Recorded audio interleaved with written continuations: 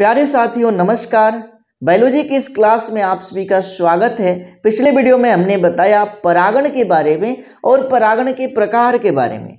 परागण कितने प्रकार से होता है, तो जिसमें बताया गया कि परागण दो प्रकार से होता है। एक को कहते हैं स्वपरागण सेल्फ पोलिनेशन और दूसरे को कहा जाता है पर परागण यानी कि क्रॉस पोलिनेशन। स्वपरागण के बारे में कंप्लीटली जानकारी प्रीवियस सेशन में दिया गया है। स्वपरागण होता क्या है, ये कितने प्रकार से होते हैं और इनके एग्जाम्पल क्या है, ये सब कुछ पिछले वीडियो में बता दिया गया है। और यदि अभी तक आपने उसे नहीं देखा है तो प्लेलिस्ट में वीडियो है, जरूर देखें। इस वीडियो में हम पर परागण के बारे में बताएंगे और इसके साथ ही साथ पर परागण की विधियों के बारे में जाना जाएगा। तो शुरू कर देते हैं आज का सेशन। और सबसे पहले हम जानेंगे पर परागण के बारे में यानी कि क्रॉस पोलिनेशन के बारे में।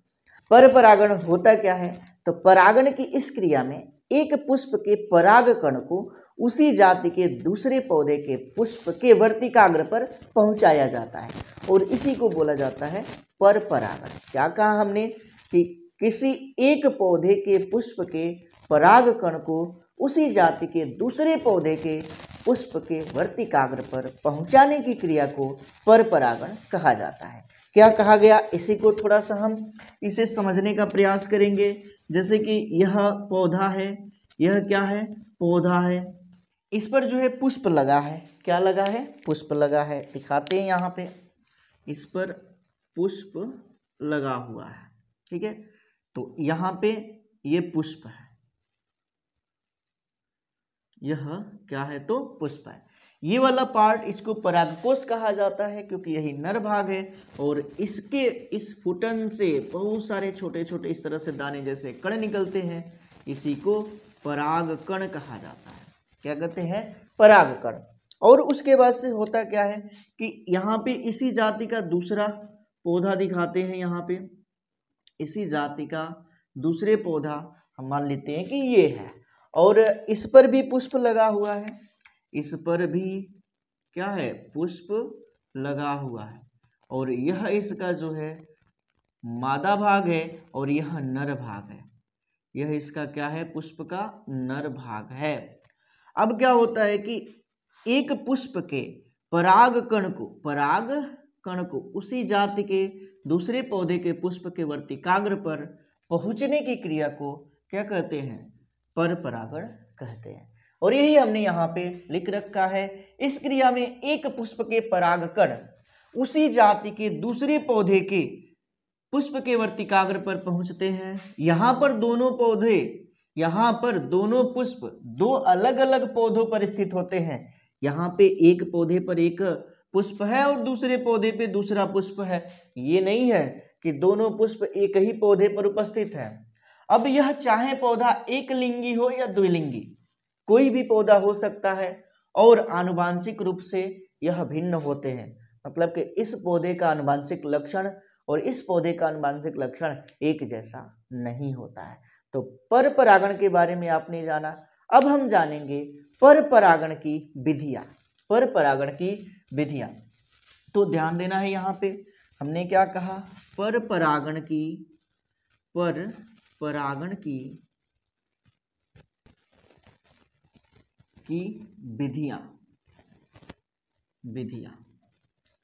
तो पर परागण की विधियां, ये क्या है, पर परागण की विधियां।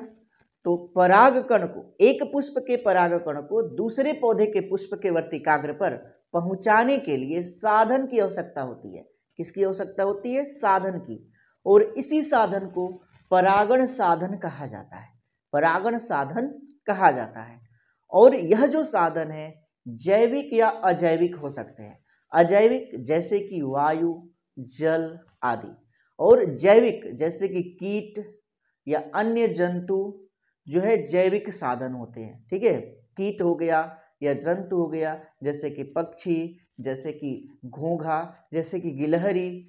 तो इस तरह के साधन को जैविक साधन कहेंगे। और अजैविक साधन में क्या होता है, जैसे कि पानी या वायु अजैविक साधन है। और इस साधनों के द्वारा परागकण को दूसरे पौधे के पुष्प के वर्तिकाग्र पर पहुंचाया जाता है और इसे ही कहा जाता है परागण साधन। और परागण साधन के आधार पर, परागण साधन के आधार पर परागण को कुछ भागों में बांटा गया है। और ये कौन कौन से भाग है हम यहाँ पे दिखाते हैं। तो परागण की विधियां हमने बताया, इसकी जो है सबसे पहले हम इस विधियों के बारे में विस्तार से वर्णन करेंगे। और सबसे पहला नंबर पर जाना जाएगा कौन सा परागण, तो वायु परागण।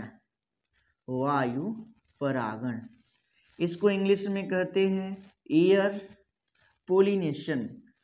पोलिनेशन समझते चलना है यहाँ पे, इसको इंग्लिश में एयर पोलिनेशन कहा जाता है। और इसके साथ ही साथ इसको एनिमोफिली भी कहते हैं। क्या कहते हैं, आर करके हम यहाँ पे लिख देते हैं,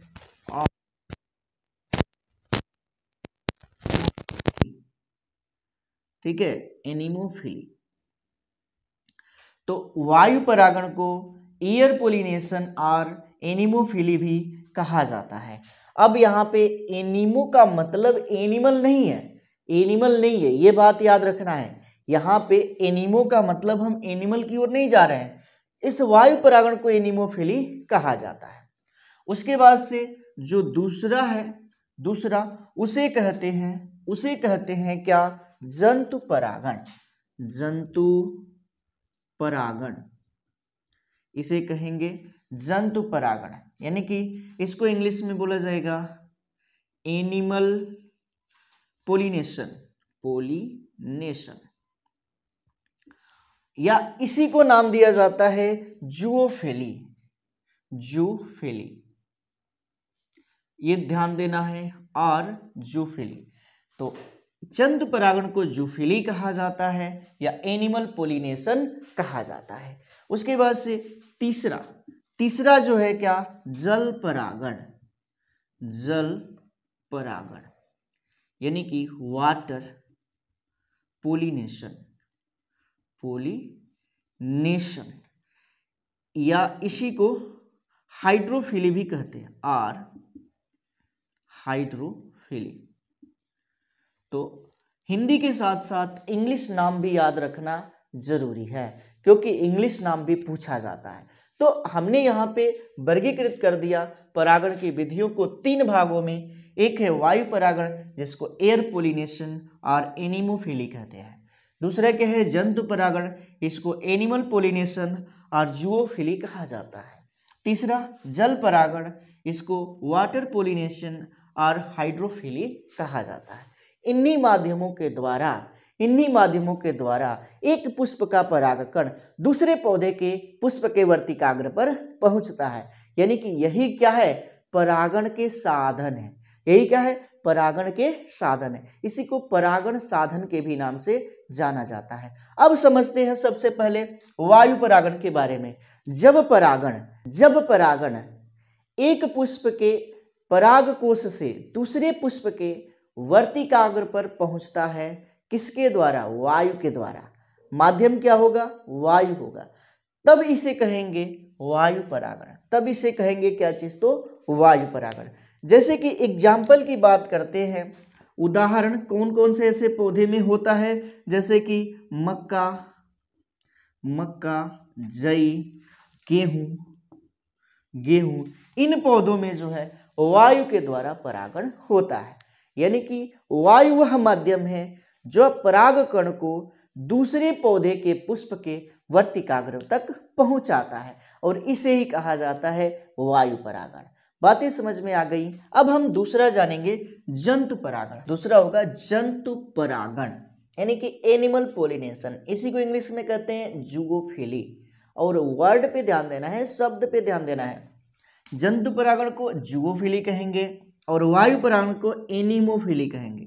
दोनों में डिफरेंस है। और एग्जामिनेशन में इंग्लिश वर्ड को देख करके भी क्वेश्चन पूछा जाता है कि बताइए निम्न में से जूओफिली किसे कहते हैं, और हिंदी में दे देगा जंतु परागण, जल परागण, वायु परागण। अब आपको बताना होगा कि किसको जूओफिली कहा जाता है। और यदि आपने इसको पढ़ रखा है तो इसका आंसर देने में आपको कोई दिक्कत नहीं आएगा।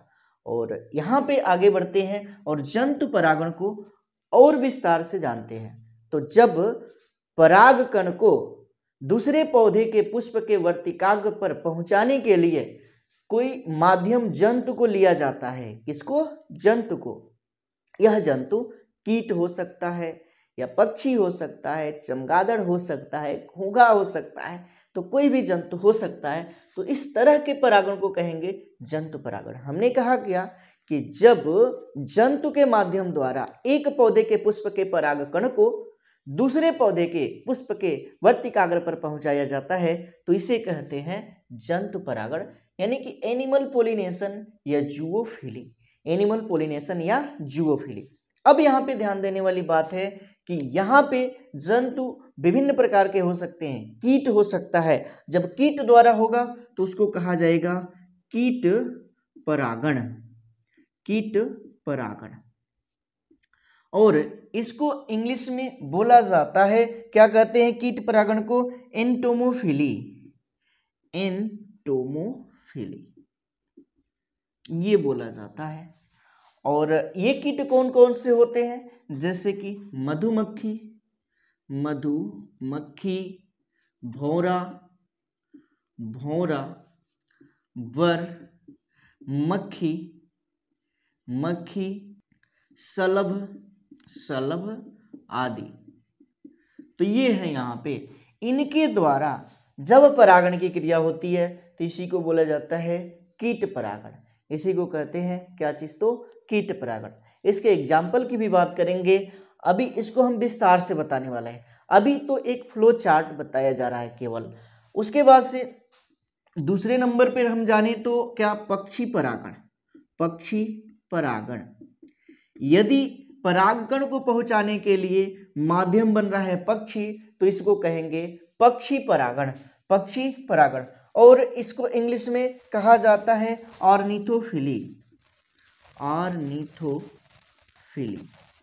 ऑर्निथोफिली।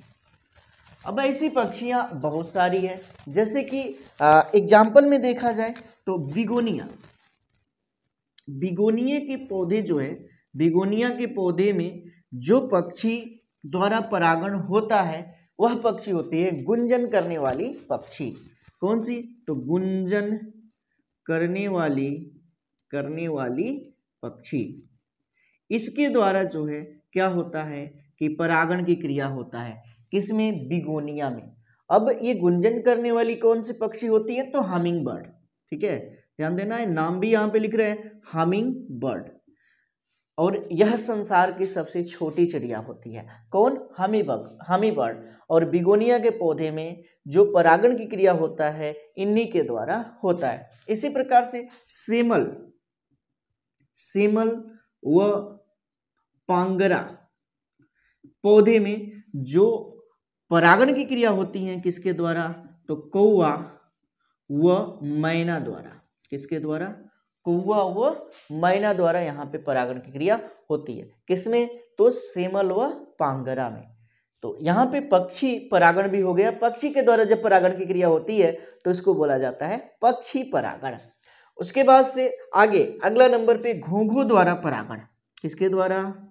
घोंघू द्वारा परागण। परागण। और इसको इंग्लिश में बोला जाता है मेलेकोफिली। मेलेकोफिली। इसको इंग्लिश में कहते हैं क्या चीज? तो मेलेकोफिली। और बहुत सारे ऐसे पौधे हैं जिसमें कि घोंघू द्वारा परागण की क्रिया होती है। जैसे कि इन पौधों का एग्जाम्पल ले लिया जाए तो जैसे कि कहें सूरन कुल के पौधे, सूरन कुल के पौधे जैसे जिमीकंद, जिमीकंद, आर्किड। इन पौधों में किसके द्वारा परागण की क्रिया होती है? घोंघू द्वारा। किसके द्वारा? घोंघू द्वारा परागण की क्रिया होती है। और इसको इंग्लिश में बोला जाता है मेलेकोफिली। क्या कहते हैं? मेलेकोफिली। उसके बाद से आगे चमगादड़ द्वारा, चमगादड़ द्वारा जब परागण होता है तो इसको बोलेंगे चमगादड़ परागण। इसे इंग्लिश में क्या कहेंगे? इसे इंग्लिश में कहेंगे चेरेप्टेरोफिली।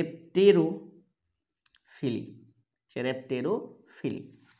तो ये है चमगादड़ परागण। चमगादड़ के द्वारा जब परागण की क्रिया होती है तो इसको कहेंगे चमगादड़ परागण। जैसे कि कदम्ब हो गया, कचनार हो गया, एग्जाम्पल में दिख देते हैं यहाँ पे, कदम्ब, कचनार, चमेली। तो यहाँ पे ये जो पौधे हैं जिसमें कि माध्यम बनता है चमगादड़, और चमगादड़ के द्वारा परागकण को दूसरे पुष्प के वर्तिकाग्र पर पहुंचाया जाता है, तो इसको कहेंगे चमगादड़ परागण। उसके बाद से गिलहरी द्वारा भी होता है, तो उसे बोलेंगे गिलहरी परागण। जैसे कि एग्जाम्पल हो जाएगा गुलमोहर। तो समझ में आ गया इतनी चीजें कि जब गिलहरी द्वारा हो तो इस तरह के परागण को कहेंगे गिलहरी परागण, और एग्जाम्पल हो जाएगा गुलमोहर। ये बातें याद रखनी है। अब तीसरे नंबर पे चलते हैं, जल परागण। और जब जल माध्यम बने, जल के द्वारा परागकण को दूसरे पौधे के पुष्प के वर्तिकाग्र पर पहुंचाया जाए तो इसे कहेंगे जल परागण। क्या कहा जाएगा? जल परागण। अब बात करते हैं कि इसे भी दो कैटेगरी में बांटा गया है। जल परागण को वाटर पॉलिनेशन और हाइड्रोफिली इंग्लिश में बोला जाता है। इंग्लिश नाम याद रखना बहुत ही जरूरी है, क्योंकि अधिकांशतः इंग्लिश नाम को ही देकर के क्वेश्चन पूछा जाता है। तो जब जल के द्वारा परागकण को पहुंचाया जाता है परागण की क्रिया को संपन्न करने के लिए, तो इसे कहते हैं जल परागण। और इसको भी दो भागों में बांटा गया है। एक को कहते हैं क्या? हाइपोहाइड्रोफिली। एक को बोला जाता है हाइपोहाइड्रोफिली।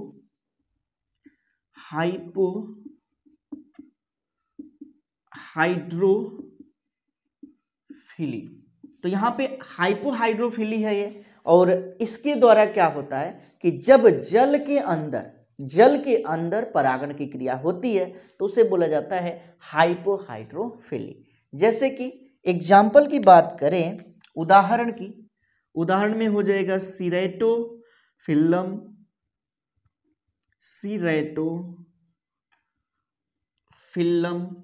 और इसके साथ साथ जोस्टेरा। उसके बाद से दूसरा है क्या? एपीहाइड्रोफिली।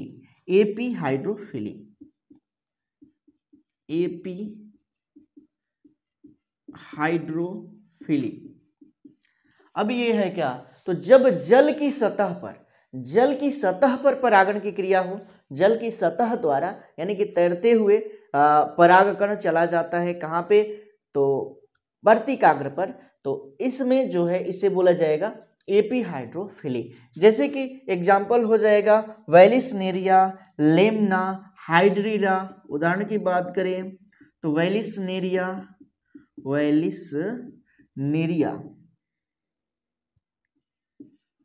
लेमना,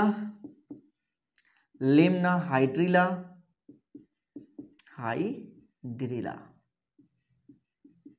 तो ये पौधे हैं जिनके द्वारा क्या होता है कि जल की सतह पर परागण की क्रिया होती है। एक बार फिर से हम यहाँ पे इसी चीज को रिपीट करेंगे। वायु परागण इंग्लिश में कहते हैं एयर पोलिनेशन और एनिमोफिली, यानी कि हवा के द्वारा जब परागण की क्रिया होती है तो इसको बोला जाता है वायु परागण। जैसे उदाहरण है मक्का, जई, गेहूं।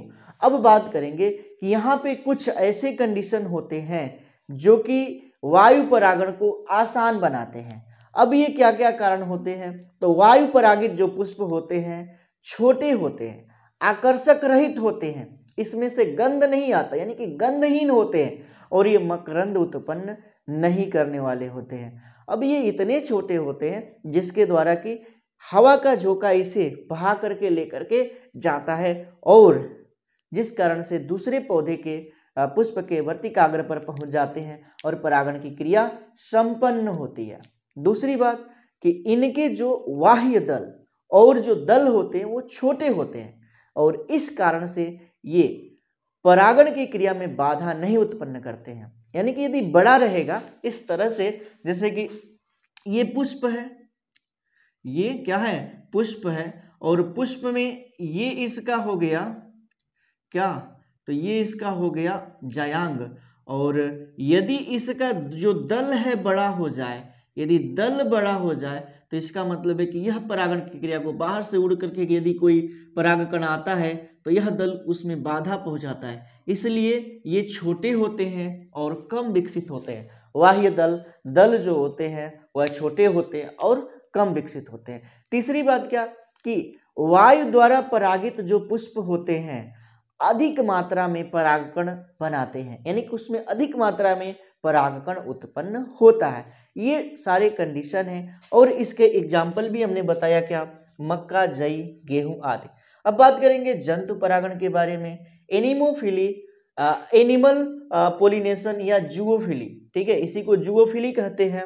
और जंतु के द्वारा यदि परागण की क्रिया होती है तो इसको बोला जाता है जंतु परागण। जैसे कि कीट परागण, इसे इंग्लिश में बोलेंगे इंटोमोफिली। मधुमक्खी, भौरा, वर, मक्का, शलभ, ये क्या करते हैं कि इनके द्वारा कीट परागण होता है, जिसमें कि मधुमक्खी सबसे उत्तम माना गया है कीट परागण के लिए। ठीक है, मधुमक्खी जो है सबसे उत्तम है किसके लिए? कीट परागण के लिए। आगे पक्षी परागण की बात करेंगे, इसे इंग्लिश में ऑर्निथोफिली कहेंगे। और बिगोनिया, जैसे कि बिगोनिया नामक पौधे में गुंजन करने वाली पक्षी हमिंग बर्ड द्वारा परागण की क्रिया होता है। इसी प्रकार से शिमल व पांगरा में कौवा व मैना द्वारा परागण की क्रिया होता है। आगे घोंघों द्वारा परागण, यानी कि जब घोंघे के द्वारा परागकण को पहुंचाया जाता है वर्तिकाग्र पर तो इसको बोला जाता है घोंघा द्वारा परागण। जैसे कि सूरन कुल के पौधे, जिमीकंद, आर्किड, इनमें जो है घोंघों द्वारा परागण की क्रिया होती है। उसके बाद से चमगादड़ परागण, यानी कि चमगादड़ वह माध्यम बनता है परागकण को वर्तिकाग्र पर पहुंचाने के लिए, तो इसको कहते हैं चमगादड़ परागण। और इंग्लिश में बोला जाता है चेरेप्टेरोफिली। उदाहरण हो जाएगा कदम्ब, कचनार, चमेली, ये पौधे हैं जिसमें कि किसके द्वारा? चमगादड़ द्वारा परागण की क्रिया होती है। उसी प्रकार से गिलहरी द्वारा जब परागण होता है तो इसको गिलहरी परागण कहते हैं, जैसे कि गुलमोहर। अब बात करते हैं तीसरा, जल परागण, इसको कहा जाता है वाटर पोलिनेशन या हाइड्रोफिली। और इसमें क्या है कि जब पानी के माध्यम से परागकण को वर्तिकाग्र पर पहुंचाया जाता है, यानी कि पौधे क्या करते हैं कि अपने परागकण को पानी में छोड़ देते हैं और पानी बहते हुए जाता है और दूसरे पौधे के वर्तिकाग्र पर पहुंचा देता है परागकण को और परागण की क्रिया हो जाती है। ये भी दो तरह से होता है, हाइड्रोफिली एक है। और हाइड्रोफिली में क्या होता है कि जब जल के अंदर परागण की क्रिया होती है तो इसको बोला जाता है हाइपोहाइड्रोफिली। जैसे कि सिरेटोफिल्लम है, जो स्टेरा पौधा है, इसमें जो है पानी के अंदर परागण की क्रिया होती है। दूसरी बात क्या? एपी हाइड्रोफिली, इसमें क्या होता है कि जब पानी की सतह पर परागण की क्रिया होती है तो इसको बोला जाता है एपी हाइड्रोफिली। और एग्जाम्पल हो जाएगा वेलिस्नेरिया, लेमना, हाइड्रिया, ये जो है इसके एग्जाम्पल है। तो अब आपको करना क्या है, आपको हेडिंग बनाना है पर परागण, क्रॉस पोलिनेशन, और इसमें आप लोगों को लिखना है इस क्रिया में एक पुष्प के परागकण उसी जाति के दूसरे पौधे के पुष्प के वर्तिकाग्र पर पहुंचते हैं और यहाँ दोनों पुष्प दो अलग अलग पौधों पर स्थित होते हैं, एक ही पर नहीं, चाहे वे एक लिंगी हो या द्विलिंगी हो तथा एक दूसरे से आनुवांशिक रूप से ये भिन्न भी होते हैं। अब हेडिंग बनाना है पर परागण की विधियां, और इसमें लिखना है कि परागकण को दूसरे पौधे के वर्तिकाग्र पर पहुंचाने के लिए कुछ साधनों की आवश्यकता होती है जिसे परागण साधन कहते हैं। और परागण साधन जैविक या अजैविक हो सकता है। जैविक जैसे कि कीट, पक्षी, घोंघा, चमगादड़ आदि, और अजैविक जैसे कि पानी, हवा आदि। इन साधनों के आधार पर परागण को निम्न भागों में बांटा गया है। पर परागण को निम्न भागों में बांटा गया है। पहला हेडिंग बनाना है वायु परागण, एयर पोलिनेशन, एनिमोफिली, और इसमें लिखना है पुष्पों में वायु द्वारा होने वाले पर परागण को वायु परागण कहते हैं और ऐसे पुष्पों को वायु परागित पुष्प कहा जाता है, यानी कि वह पुष्प जिसके द्वारा वायु के द्वारा परागण हो तो उसको बोला जाता है वायु परागित पुष्प। वायु परागित पुष्पों में कुछ विशेषताएं पाई जाती हैं, तो वही लिखना है वायु परागित पुष्पों में निम्नलिखित विशेषताएं पाई जाती हैं। फर्स्ट नंबर, वायु परागित पुष्प छोटे और आकर्षण रहित होते हैं, ये रंगहीन, गंधहीन व मकरंद रहित होते हैं। दूसरा, वायु परागित पुष्प प्रायः एक लिंगी होते हैं, ये भी बात याद रखनी है कि वायु परागित पुष्प क्या होते हैं, एक लिंगी। उसके बाद से थर्ड नंबर हो जाएगा, पुष्प के अनावश्यक भाग जैसे कि बाह्य दल व दल बहुत छोटे होते हैं, जिससे पराग कणों और वर्तिकाग्र के बीच कोई रुकावट उत्पन्न नहीं होती है। अगला नंबर, वायु परागण करने वाले पुष्पों द्वारा प्रचुर मात्रा में परागकण उत्पन्न होता है, यानी कि ये अधिक मात्रा में परागकण उत्पन्न करते हैं। इसमें से बहुत अधिक मात्रा क्या होती है परागकणों की, वह छिटक जाती हैं, इधर उधर नष्ट हो जाती हैं। कुछ ही परागकण दूसरे पुष्प के वर्तिकाग्र पर पहुंच पाते हैं। उसके बाद से अगला नंबर हो जाएगा, परागकण छोटे, शुष्क व हल्के होते हैं, जिससे कि वायु में आसानी से इधर उधर उड़ सके और दूसरे पुष्प के वर्तिकाग्र तक पहुंच सके। उदाहरण में हो जाएगा मक्का, जई, गेहूं आदि। उसके बाद से आपको हेडिंग बनाना है जंतु परागण। जंतु परागण, और इसमें लिखना है पुष्पों में जंतुओं के द्वारा होने वाले परागण को जंतु परागण कहते हैं। इसमें परागकणों को एक पुष्प से दूसरे पुष्प तक पहुंचाने के लिए अनेक साधनों जैसे कीट, पक्षियों, चमगादड़ों आदि की आवश्यकता होती है। परागण करने वाले जंतुओं के आधार पर इसको निम्नलिखित भागों में बांटा गया है, जिसमें पहला लिखना है कीट परागण। कीट परागण, और इसमें लिखना है अधिकांश पुष्पों के परागकण एक पुष्प के परागकोश से दूसरे पुष्प के वर्तिकाग्र पर कीटों द्वारा पहुंचाया जाता है। परागण करने वाले ये कीट मधुमक्खी, भौरा, बर, मक्का, शलभ, मक्खी आदि प्रमुख होते हैं। ये भोजन व मधु के तलाश में पुष्पों का भ्रमण करते हैं। फिर आगे से लिखना है जैसे ही ये कीट किसी पुष्प पर बैठते हैं, इनके अंगों में परागकण चिपक जाते हैं, और जब वह कीट उड़ करके किसी दूसरे पौधे के पुष्प पर पहुंचता है तो वहां पर ये जो परागकण हैं छूट जाते हैं पुष्प पर और परागण की क्रिया संपन्न होती है। अब आगे से लिखना है कीटों से परागित होने वाले पुष्पों में कीटों को आकर्षित करने के लिए कुछ विशेषताएं पाई जाती है। कौन कौन सी? तो सबसे पहली बात आकार। कीट परागित पुष्प आकार में बड़े होते हैं। आकार में बड़े, तो जो कीट होते हैं दूर से ही उसे देख लेते हैं और वहां पे पहुंच जाते हैं। यदि कोई पुष्प छोटा है तो वह पुष्प गुच्छों के रूप में होता है और गुच्छा बना करके उसका भी आकार बड़ा हो जाता है। दूसरा हो जाएगा रंग। तो ऐसे पुष्पों के जो दल होते हैं, ऐसे पुष्पों के दल बहुत ही चटकीले रंग के होते हैं, मतलब कि डार्क कलर होता है, जो कि पुष्प दूर से ही उसे देख लेते हैं और वहां तक पहुंच जाते हैं। उसके बाद से तीसरा हो जाएगा गंध। तो कीटों को अपनी ओर आकर्षित करने के लिए पुष्प पौधे एक विशेष प्रकार के गंध उत्पन्न करते हैं, विशेष प्रकार के गंध उत्पन्न करते हैं। सुगंध तो होता ही है, लेकिन इसके साथ ही साथ बदबू वाले गंध भी उत्पन्न करने वाले पौधे होते हैं, जिस पर 100 मक्खियां होती है, 100 भोजी मक्खियां वह जाकर के बैठती है। जैसे कि रेफलेसिया। तो रेफलेसिया का जो पुष्प होता है वह बहुत बड़ा होता है। संसार का सबसे बड़ा पुष्प रेफलेसिया ही है, और रेफलेसिया का पुष्प से मरे हुए 100 की तरह गंध आती है, और उसी गंध को सूंघ करके जो 100 भोजी मक्खियां होती हैं वहां पे पहुंच जाती हैं, और मक्खियों द्वारा यहाँ पे परागण की क्रिया कंप्लीट होती है। तो गंध में लिखना है कि कीटों को अपनी ओर आकर्षित करने के लिए कीट परागित पुष्प प्रायः गंध उत्पन्न करते हैं। कुछ पुष्पों द्वारा दुर्गंध उत्पन्न होती है, जो कुछ कीटों जैसे 100 भोजी मक्खियों द्वारा पसंद किया जाता है। ये कीट दुर्गंध उत्पन्न करने वाले इन पुष्पों जैसे कि रेफलेसिया की तरफ आकर्षित होते हैं और परागण की क्रिया संपन्न होती है। उसके बाद से चौथा हो जाएगा मकरंद। सबसे पहले जानते हैं मकरंद है क्या। तो तो मकरंद स्वाद में मीठा होता है और पुष्प मकरंद उत्पन्न करते हैं कीटों को आकर्षित करने के लिए, और कीट भोजन की तलाश में पुष्प के पास जाते हैं और मकरंद को लेते हैं, जैसे कि मधुमक्खियाँ, और इसी से मधु बनाती है। लेकिन वहाँ पे क्या होता है कि मधुमक्खियों के पैर में ऐसे पौधों के पुष्प के परागकण चिपक जाते हैं। जब ऐसी मधुमक्खियाँ दूसरे पौधों के पुष्प पर जाती हैं तो उसके वर्तिकाग्र पर परागकण छूट जाता है और परागण की क्रिया कंप्लीट हो जाती है। तो लिखना है इसमें मकरंद स्वाद में मीठा होता है, इसका स्राव करने वाली ग्रंथियां मकरंद ग्रंथियां कहलाती है। यह स्राव मुख्य रूप से युक्त दली दल पुंजों वाले पुष्पों में होता है।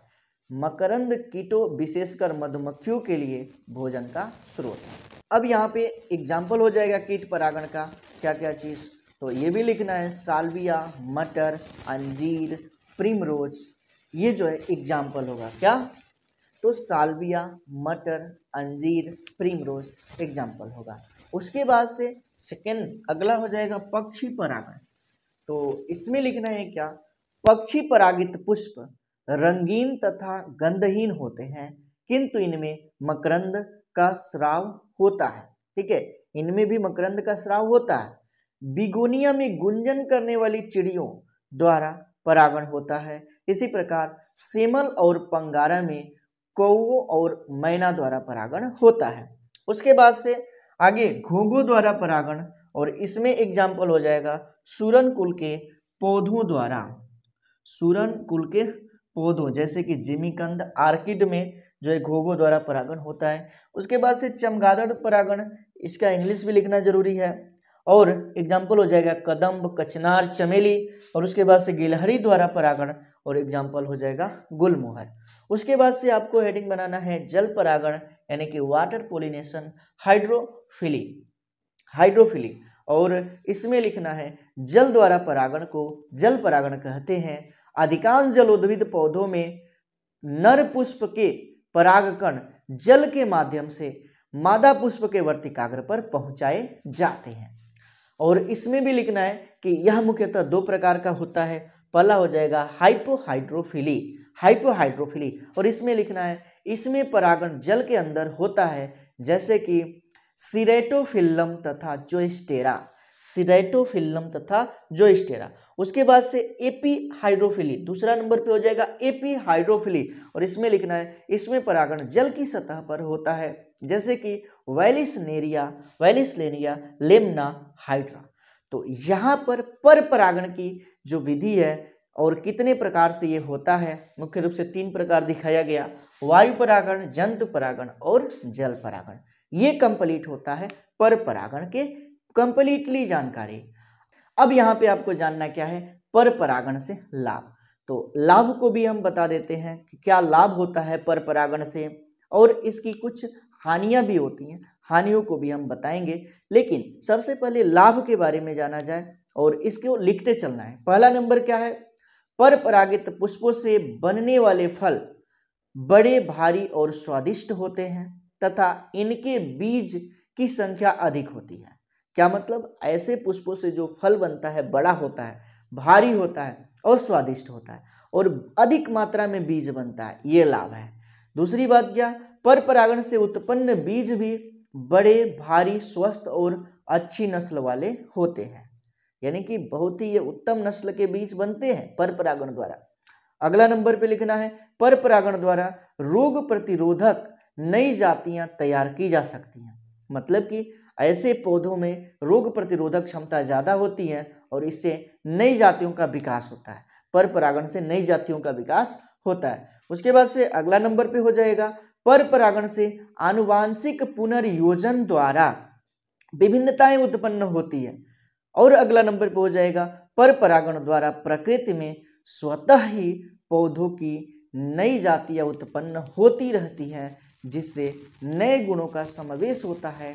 तो यहाँ पे रहा ये लाभ। उसके बाद से हानियां लिखना है, पर परागण से क्या हानियां हैं, तो पहला हो जाएगा पर परागण की क्रिया अनिश्चित होती है। भाई जब कीट आएगा या वायु चलेगा या पानी बहेगा, यानी कि पानी माध्यम होगा, यानी कि जब ये माध्यम रहेंगे तब परागण की क्रिया होगी, यानी कि यह परागण की क्रिया अनिश्चित होती है। जब तक ये नहीं रहेंगे साधन तब तक पर परागण की क्रिया नहीं होगी। दूसरी बात, पर परागण के लिए पुष्पों को दूसरे पुष्पों पर निर्भर रहना पड़ता है, मतलब कि एक पुष्प को दूसरे पुष्प पर निर्भर रहना पड़ेगा, किसके लिए? पर परागण के लिए। उसके बाद से अगला नंबर हो जाएगा कीटों को आकर्षित करने के लिए। कीटों को आकर्षित करने के लिए पुष्प को रंग, मकरंद, गंध उत्पन्न करना होता है, इससे अधिक ऊर्जा का उपयोग होता है, यानी कि अधिक ऊर्जा की हानि होती है। उसके बाद से अगला नंबर पे लिखना है, पर परागित पुष्पों विशेषकर वायु परागित पुष्पों में परागकण अधिक संख्या में नष्ट होते हैं। उसके बाद से अगला नंबर पे हो जाएगा, पर परागित बीज सदैव संकर होते हैं, शुद्ध नस्ली नहीं होते, संकर होते। तो ये यहाँ पे रही हानियां। तो यहाँ पे हमने पर परागण को भी कंप्लीट कर लिया है। अब हम जानेंगे कृत्रिम परागण के बारे में, लेकिन कृत्रिम परागण के बारे में हम अगले वीडियो में बात करेंगे। तो इस वीडियो में इतना ही रहने देते हैं। उम्मीद करते हैं कि आपको ये सारी चीज़ें अच्छे से समझ में आई होगी, और यदि समझ में आता है तो ज़रूर आप वीडियो को लाइक करें और इसे अपने मित्रों में ज़्यादा से ज़्यादा शेयर करें। मिलेंगे अगले वीडियो में, तब तक के लिए thank you, thanks for watching. जुड़े रहें नारायण सर क्लासेस के साथ।